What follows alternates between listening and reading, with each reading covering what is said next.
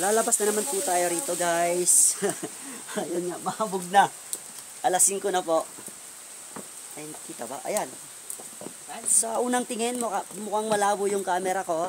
Pero hindi po malabo yan, guys. Talagang mahamog na po talaga rito. Dahil kasama po si Bro Roman, titignan po namin yung site para i-video po namin at para po ma-update po yung aming boss. Dahil nga po napakalalim na po nung aming site. Tignan nyo, guys, ha. Okay. So kasama po si Bro Roman. Ayan, tingnan nyo. Napakalalim, guys. Grabe siya. So ayan. Ala po kaming magagawa ngayon. Oo. At makikita nyo mahamog kanina. Nagpunta tayo rito bago mag 5. Ngayong alas 5 naman. Oh, parang binuksan yung alam mo yung feeling na pagbukas mo ng ref. Ganun kalamig yun, guys. Napakalamig, ano? Tsaka, ayan, tignan natin yung ating munting kamote rito. Dito yon. Para meron tayong, guys, yung naputik. Tignan natin yung ating kamote rito.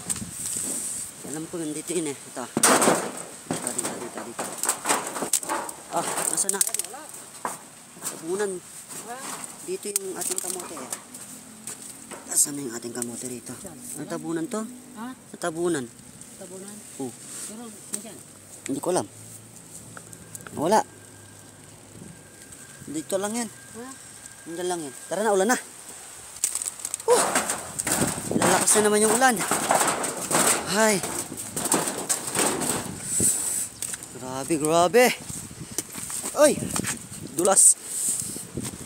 Oh, lalim oh. Malalim.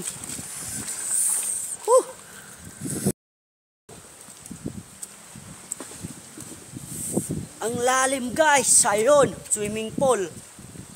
Meron na kaming swimming pool dyan. Gagawa kami ng swimming pool. Gumawa kami ng swimming pool ngayon.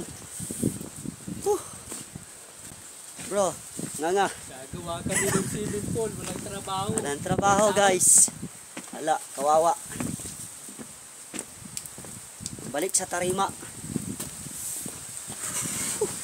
Grabe. Parang nagbukas ka ng isang freezer. Dahil sa hamog, makapal na talaga. Kaninang mga bandang 4:30, 4:20, wala pa yan. Then, tingnan namin yung sa may side. Ayun, guys, malalim na. Grabe siya. So, ito po yung update ngayong araw.